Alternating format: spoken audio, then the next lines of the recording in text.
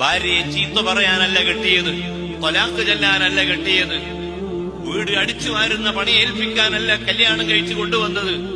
അവളെ ഏറ്റവും മാന്യമായ രൂപത്തിൽ ശ്രദ്ധിക്കുകയും അവൾക്ക് ആവശ്യമായത് വാങ്ങിക്കൊടുക്കുകയും അവളെ ഉപദേശിക്കുകയും ചില യാത്രകളിലൊക്കെ അവളെ കൊണ്ടുപോവുകയും ചെയ്ത് ആ ഭാര്യയുടെ അവകാശങ്ങൾ പരിരക്ഷിക്കുന്ന വലഹുന്ന മിസ്ലുല്ലദി അലൈഹിന്ന, പുരുഷന് ഏതെല്ലാം അവകാശങ്ങളുണ്ടോ ആ അവകാശങ്ങളൊക്കെ സ്ത്രീക്കും ഉണ്ട്.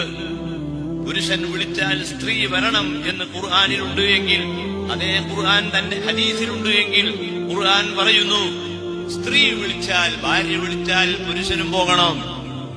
ഭാര്യ വിളിച്ചു, ഭർത്താവിനെ വിളിച്ചു, നിങ്ങളൊന്ന് വേഗം വരണം, നീ പറഞ്ഞത് കേൾക്കാനല്ല ഞാൻ എന്ന് പറയാതെ ആ ഭാര്യ പറഞ്ഞത് കേട്ടുകൊണ്ട് ആ ഭാര്യയെ സ്നേഹിച്ചും ഇഷ്ടപ്പെട്ടും കൊണ്ട് ജീവിക്കേണ്ടവനാണ് ഭർത്താവ് എന്ന മെസ്സേജ് ഈ ലോകത്ത് കൊടുത്തിട്ടുള്ള ആളാണ് ഹബീബ് റസൂലുള്ളാഹ്.